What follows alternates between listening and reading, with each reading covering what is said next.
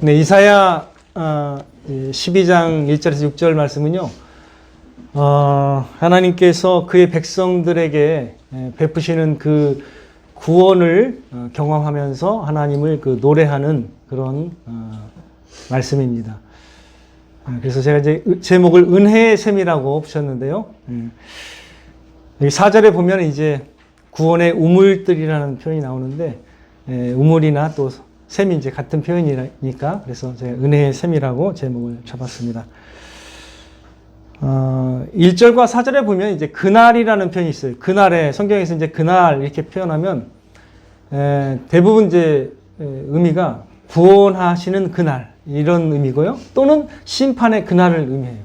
그래서 딱 두 가지입니다. 구원하시거나 심판하시거나. 그래서 여기서는 이제 하나님께서 구원하시는 그날을 이제 의미하는 표현입니다. 자, 그날에 이제 네가 말하기를 여호와여 주께서 전에는 내게 노하셨사오나 이제는 주의 진노가 돌아섰고 또 주께서 나를 아니하시오니 라고 이렇게 고백을 하는데요. 그래서 내가 주께 감사하겠나이다 할 것이니라 이런 이제 고백을 하나님의 백성들이 한다라는 거예요. 선지자 또는 하나님의 백성인 사람들이 이런 고백을 하게 될 것이라는 거예요. 그날에. 하나님께서 우리를 용서하시고 또 구원하시며 위로하신다라는 그 하나님의 사역을 이제 의미해요. 전에는 주께서 내게 진노하였사오나. 자, 이 표현은 뭘까요? 타락한 모든 죄인, 하나님의 말씀에 불순종하여 타락한 모든 죄인을 향한 어때요? 하나님의 심정이 표현되어 있죠. 그죠? 전에는 내게 노하셨사오나. 이게 인간의 상태예요. 본래. 예.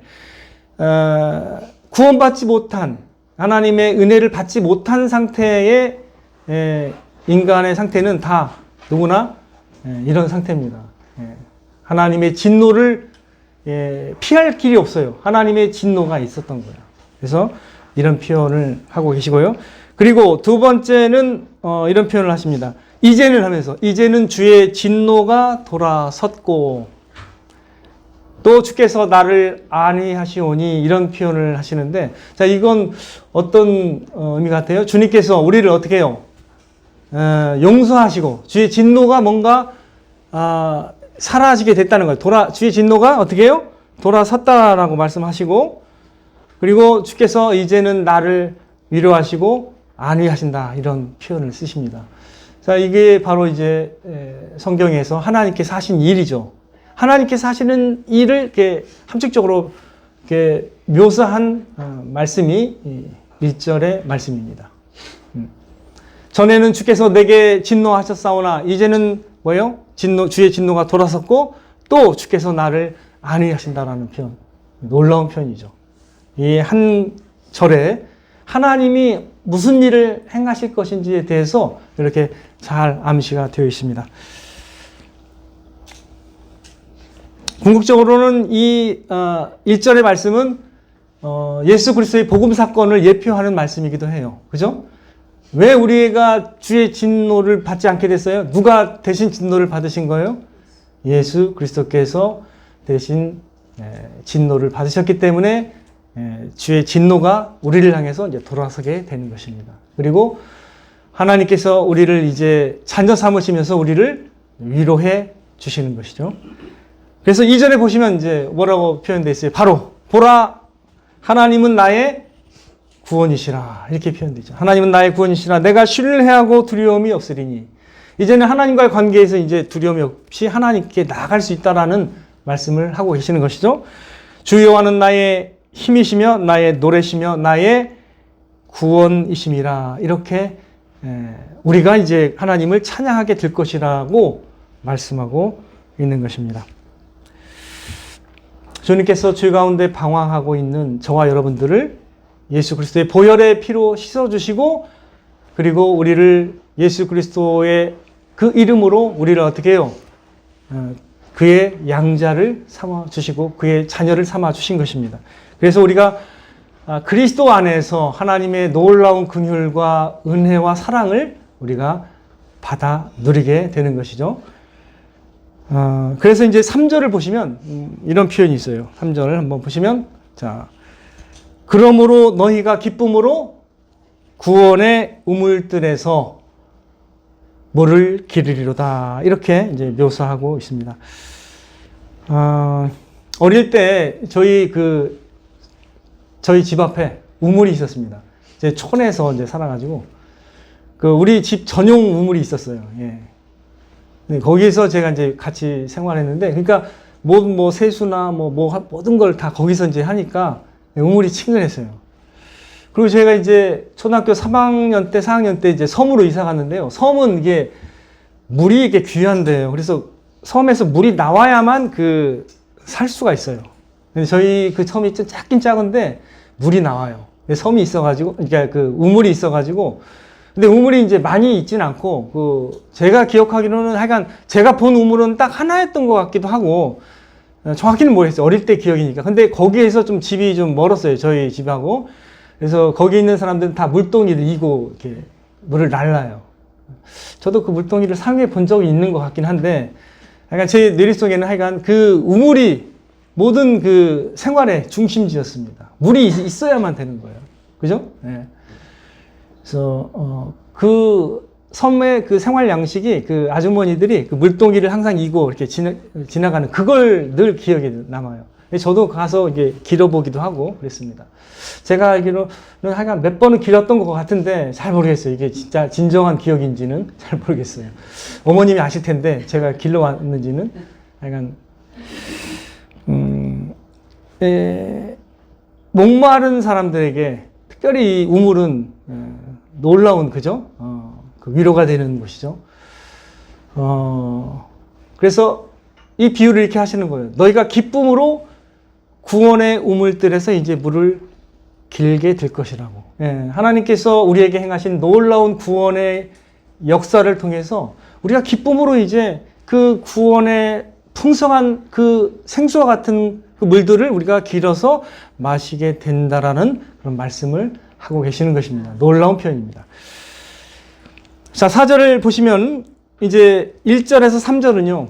하나님께서 우리에게 구원을 베푸신 놀라운 일을 우리가 하나님께 감사하는 장면이 나오고, 4절부터 6절은요. 감사가 나오면서 이제 감사를 어떻게 해요? 하나님의 행하심을 온 땅에 알게 하라는 알게 해야 한다는 그런 말씀이 이제 쭉 나와 있는 것입니다. 좀 요약하면 1절에서 3절까지는 하나님의 은혜를 우리가 누리는 것이고, 4절부터 6절은 뭐예요? 그 은혜를 흘러가게 하는 것을 표현하고 있습니다. 자, 그날에 너희가 또 말하기를 여호와께 감사하라. 그의 이름을 부르며 그의 행하심을 어디에 선포하라고요? 만국에 선포하며 그의 이름이 높다 하라. 이렇게 말씀하고 계십니다. 그 다음에 5절에 보니까 여호와를 찬송할 것은 하나님께서 어떤 일을 행하셨다고요? 극히 아름다운 일을 하셨음이니 이를 온 땅에 알게 할지어다.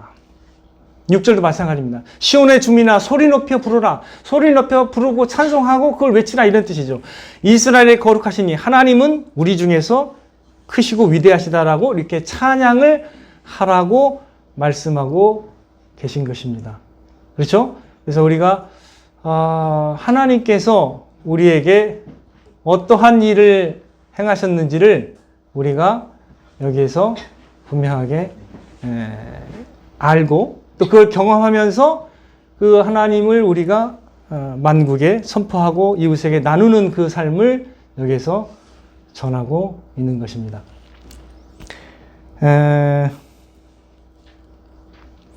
성경에 보면은 이제 창세기부터 요한계시록까지 이 성경의 내용이 무엇이냐라고 누군가가 여러분들에게 물어보신다면 여러분은 어떻게 대답하시겠습니까?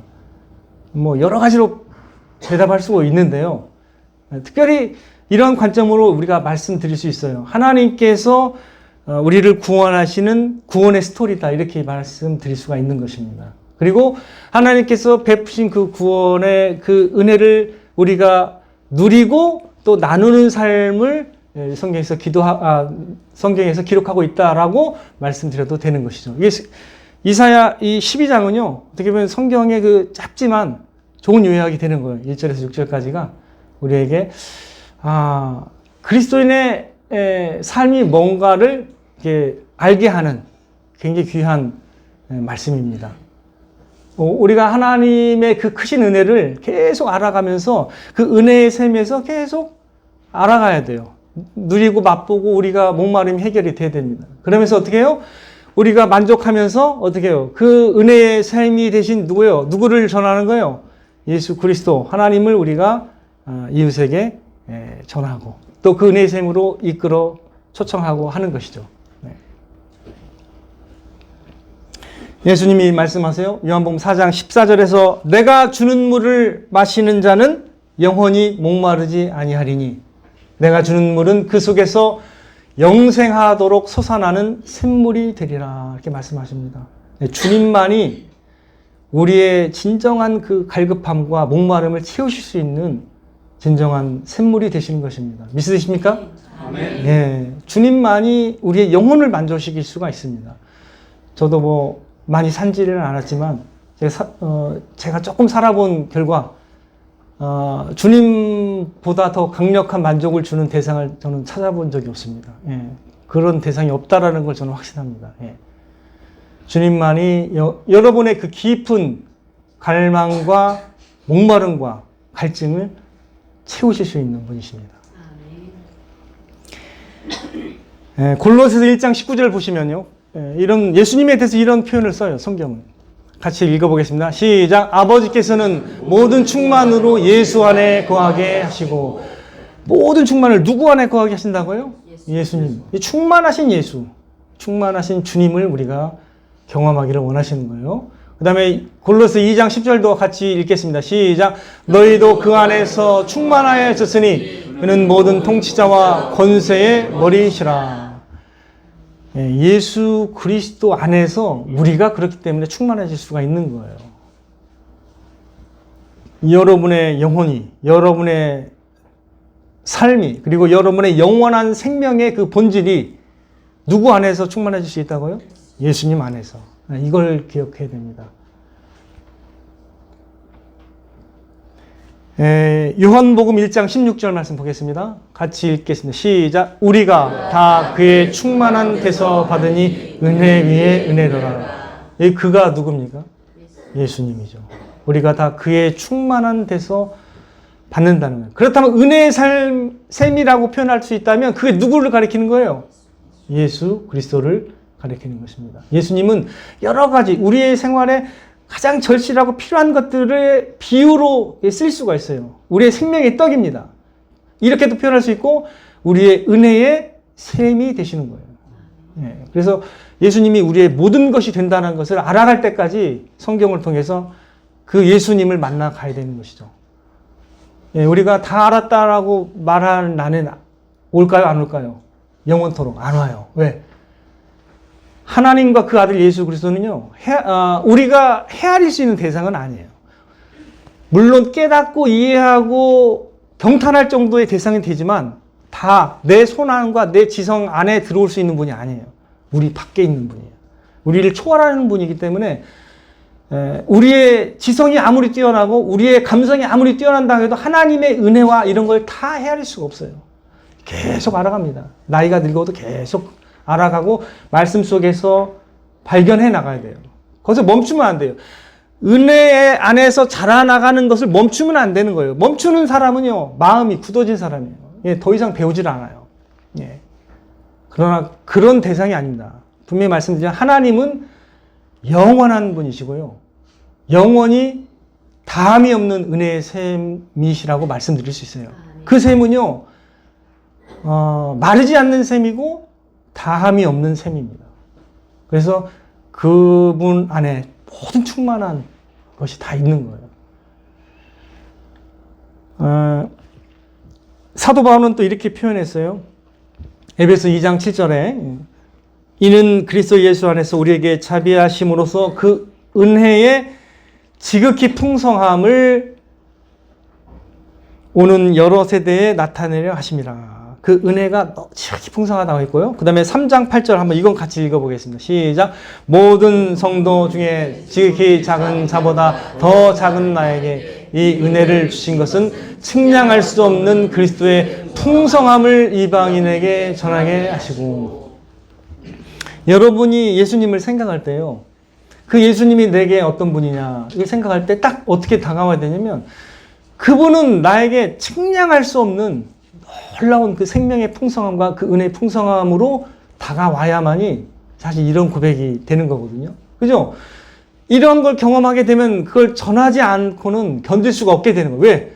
이 세상에서 살아보면서 이보다 더 강력한 좋은 것, 이렇게 강력하게 나를 만족시키는 그 대상을 만나본 적이 없기 때문에 예수님 얘기를 할 수밖에 없는 거죠. 그죠? 측량할 수 없는 그리스도의 풍성함이 복음 안에 있는 것이고 예수 그리스도 안에 있는 것을 여러분들이 더 많이 경험하시기를 주님의 이름으로 축원을 드립니다. 아멘. 주님은 자신을 드렸습니다. 자신의 생명을 드려서 피값으로 우리를 사셨습니다. 자신의 모든 것을 내려놓고 자신을 다 잃어버리기까지 하시면서 우리를 하나님 앞으로 초청하시고 또 우리를 인도하시기 위해서 그렇게 자신을 내어주신 놀라운 사랑을 우리에게 베풀어 주신 것입니다. 그래서 그것을 하신 하나님이 예수 그리스도 안에서 모든 것을 우리에게 주실 수 있는 분이시라는 거예요. 자기 가장 귀한 아들을 주신 하나님의 그 은혜는 그 모든 것을 주실 수가 있는 거예요. 왜? 가장 귀한 대상이 사실 우리가 아닙니다. 여러분, 우리가 제일 귀한 대상으로 생각하는 건 잘못 착각이에요. 그건 아닙니다. 하나님에게 가장 소중한 분이 누구라고요? 하나님 자신과 그 아들 예수 그리스도입니다.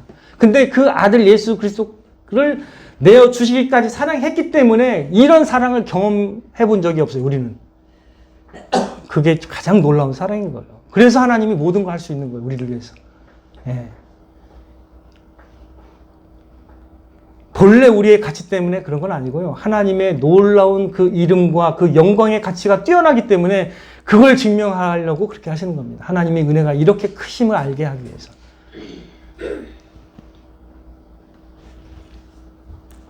하나님께서는 그렇기 때문에 여러분들이 그 은혜의 샘 대신 그 예수 그리스도를 더욱더 사모함으로 주님을 발견하고 나아가고 주님께 더 한 걸음 나아가기를 원하시는 것입니다. 주님을 사모해야 돼요. 주님의 은혜를. 주님께서는 이렇게 말씀하세요. 시편 107편 9절인데요. 그가 사모하는 영혼에게 만족을 주시며 줄인 자에게 좋은 것으로 채워주심이로다. 사모하는 영혼, 그리고 줄인 영혼을 하나님은 기뻐하십니다.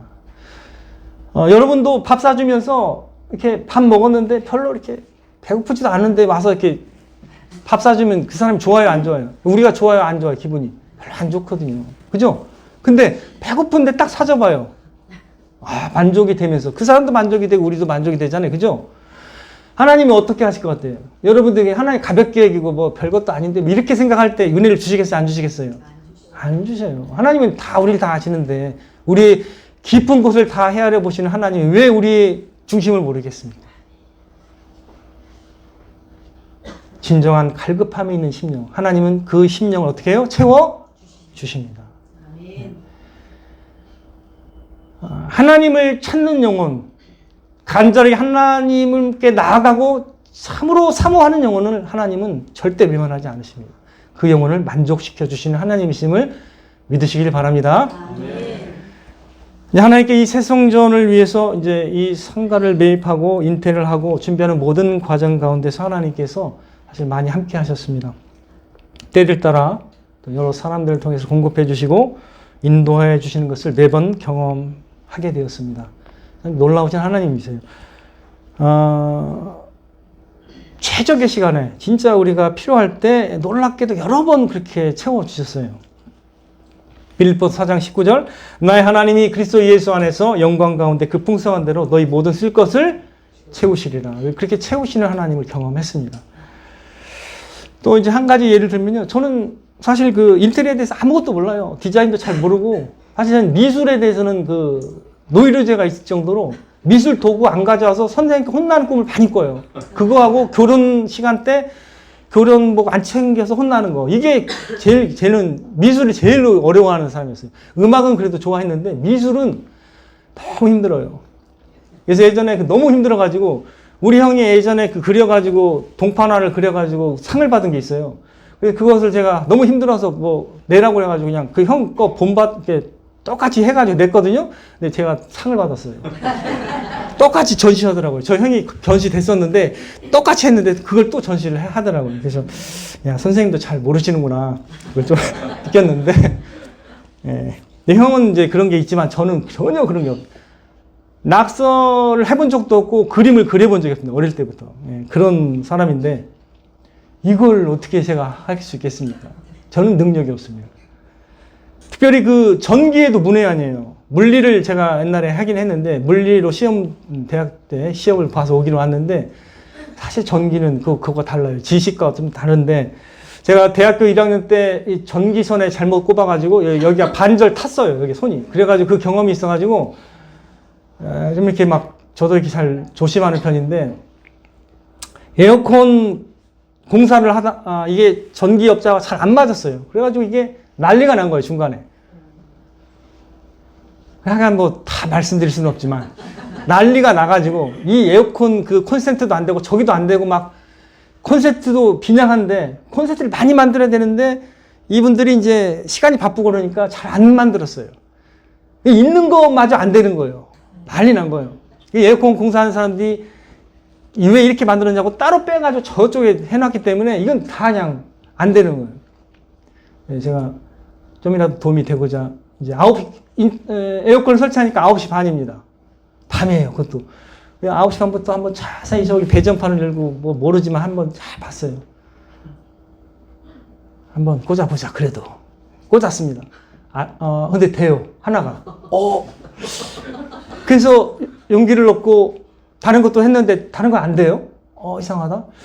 근데 중간에 기억이 나는 거예요. 에어컨 기사가 저한테 이런 말을 했습니다. 이 시험하다가 안 돼가지고 하나가 차단기가 잘못됐나 보네 하고 차단기를 뺐어요. 하나를 빼고 자기 걸 이렇게 했는데 갈 때 그러더라고요. 차단기 문제는 아닌데요, 제가 잘못 꼈는데요, 그 하나 목사님 사용하세요, 가지세요, 이러는 거예요. 뭔 제가 무슨 차단기를 사용할 일이 어디에 있겠습니까? 차단기 놓고 있는데 이거가 안 되니까 저걸로 한번 교체해볼까 해서 제가 선수 처음으로 이렇게 교체를 했어요. 되더라고요. 그게 30분 만에 하나님께서 저를 전기 공사를 도울 수 있는 그런 사람으로 바꿔주셔가지고 이렇게 된 거예요. 이게 두 개가. 그래서 그 전기업자가 나중에 왔는데 이렇게 사용하시면 된다고 이렇게 얘기하더라고요. 그 전기업자가 사실은 잘못 적어놨어요, 이름표도. 제가 나중에 배전판도 제대로 이렇게 해놨습니다. 하나님께서 이렇게 또 그런 또 무지한 저에게 또 그런 또 경험을 하게 해주셔서 고장난 차단기를 발견하게 하셔서 정상적인 거를 본인이 이제 잘못된 거예요. 그리고 그걸 제가 사용할 수 있도록 하나님께서 하시더라고요. 그래서 놀라우신 하나님이시구나, 그런 걸 좀 저는 느꼈습니다. 이와 같은 일들이 많았어요, 사실은. 예, 그 적시에 하나님께서 인도하시고 함께 하시는 걸 저는 많이 느꼈습니다. 우리 구주 예수 그리스도는 여러분의 모든 문제뿐 아니라 여러분을 구원하시며 또 여러분의 진정한 영혼의 목마름과 갈증을 영원토록 채우실 수 있는 은혜의 셈이신 줄 믿으시길 바랍니다. 아멘. 하나님이 이 은혜의 셈, 이 구원의 우물들에서 충만한 은혜를 받아들이는 여러분과 또 저와 여러분의 가정과 또 교회가 되기를 소망합니다.